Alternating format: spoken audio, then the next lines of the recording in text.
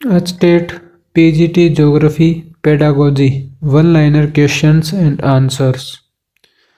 General pedagogy principles.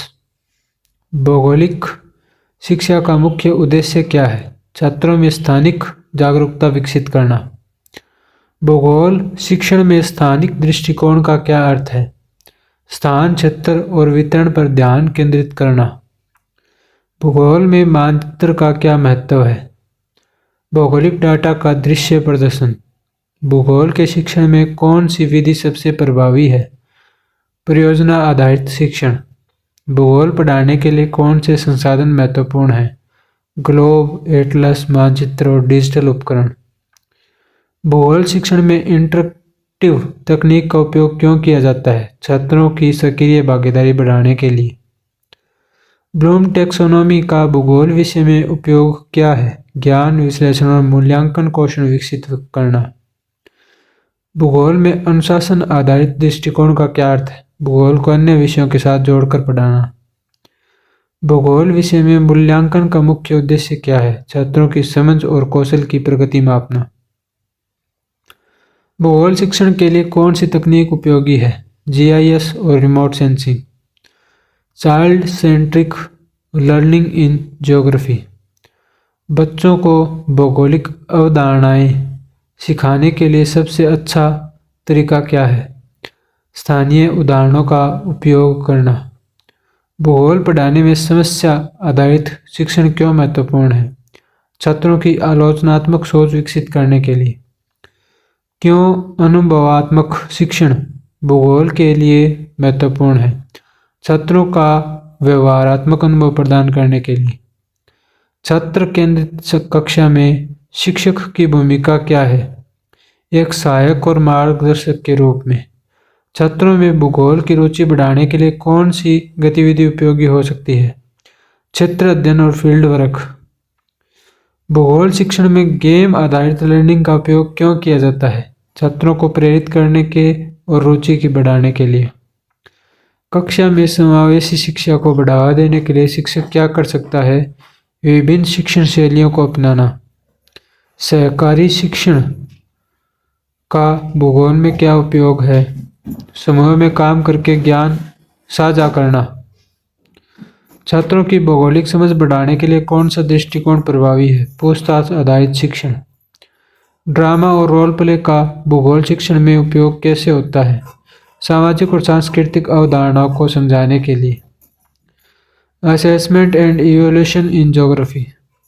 भूगोल में छात्रों का मूल्यांकन कैसे किया जा सकता है? प्रोजेक्ट, प्रैक्टिकल्स और क्विज के माध्यम से। प्रोग्रेसिव असेसमेंट का क्या महत्व है? छात्रों की निरंतर प्रगति मापने के लिए। विवरणात्मक प्रश्न भूगोल विषय में क्यों उपयोगी है? गहन विश्लेषण और कौशल विकसित करने के लिए। मल्टीपल चॉइस क्वेश्चंस का उपयोग भूगोल में कैसे किया जा सकता है? तथ्यात्मक ज्ञान को मापने के लिए। फील्ड वर्क मूल्यांकन का मुख्य उद्देश्य क्या है? व्यवहारिक ज्ञान और कौशल को मापना। समग्र मूल्यांकन भूगोल में क्यों आवश्यक है? छात्र की समग्र क्षमता का मूल्यांकन करने के लिए। जीआईएस आधारित प्रोजेक्ट का मूल्यांकन कैसे किया जा सकता है? डेटा एनालिसिस और प्रस्तुतिकरण के आधार पर। संधानात्मक शिक्षण में छात्रों का मूल्यांकन कैसे किया जाता है? उनकी समस्या समाधान क्षमता के आधार पर। मौखिक मूल्यांकन का उपयोग भूगोल में कब किया जाता है? जब छात्र विचारों को व्यक्त करते हैं। मानचित्र कौशल का परीक्षण कैसे किया जा सकता है? मानचित्र बनाने और व्याख्या करने के कार्य दे करके। Innovative and technique in geography. भूगोल शिक्षण में सिमुलेशन का उपयोग कैसे होता है? ज्वालामुखी और भूकंप जैसी घटनाओं को समझाने के लिए। भूगोल के डिजिटल शिक्षण में कौन से उपकरण उपयोगी हैं? गूगल अर्थ और वर्चुअल ग्लोब। जिज्ञासु शिक्षण का अर्थ भूगोल में क्या है? प्रश्न पूछने और उसके उत्तर खोजने का दृष्टिकोण। भूगोल पढ़ाने के लिए कौन सा मॉडलिंग उपकरण उपयोगी है? Topographic model. डिजिटल मानचित्रण का शिक्षण में क्या उपयोग है? डेटा को दृश्य रूप में प्रदर्शित करना। वीडियो आधारित शिक्षण भूगोल में क्यों प्रभावी है? अवधारणाओं को समझाने के लिए दृश्य सहायता प्रदान करना। भूगोल में वर्चुअल टूर का उपयोग क्यों किया जाता है? छात्रों को स्थानों का आभासी अनुभव देना। आधुनिक भूगोल में रिमोट सेंसिंग का उपयोग क्या है? पृथ्वी की सतह का अध्ययन। डेटा विश्लेषण का भूगोल शिक्षण में क्या महत्व है? भौगोलिक पैटर्न समझने के लिए। क्यों फील्ड ट्रिप भूगोल के लिए महत्वपूर्ण है? वास्तविक दुनिया के अनुभव प्रदान करने के लिए। Classroom management and strategies. भूगोल में अनुशासन कैसे बनाए रखा जा सकता है? रुचिकर गतिविधियों का आयोजन करके। भूगोल शिक्षण में व्यक्तिगत ध्यान क्यों महत्वपूर्ण है? छात्रों की अलग अलग क्षमताओं को पहचानने के लिए। टीम आधारित शिक्षण का उपयोग भूगोल में कैसे किया जा सकता है? छात्रों को समूह परियोजनाओं पर काम करने के लिए प्रोत्साहित करके। भूगोल में रचनात्मक सोच को कैसे बढ़ाया दिया जा सकता है? छात्रों को विभिन्न समस्याओं के समाधान खोजने के लिए प्रेरित करके। छात्रों को प्रेरित करने के लिए कौन सी रणनीति अपनाई जा सकती है? उसके प्रयासों को प्रोत्साहन और मान्यता देना।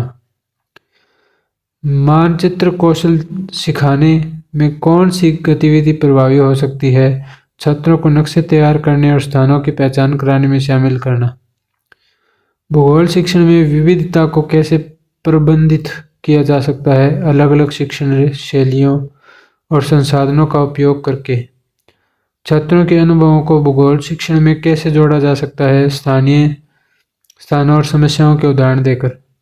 भूगोल में शैक्षिक गतिविधियां क्यों महत्वपूर्ण है? व्यवहारिक ज्ञान और सामाजिक कौशल विकसित करने के लिए। भूगोल विषय में सफलता का मुख्य मापदंड क्या है? छात्रों की विषय में रुचि और समझ का विकास। उम्मीद है ये प्रश्नोत्तरी आपको अच्छी लगी होगी। अच्छी लगी तो लाइक करें, चैनल सब्सक्राइब करें और वीडियो को शेयर करें। धन्यवाद।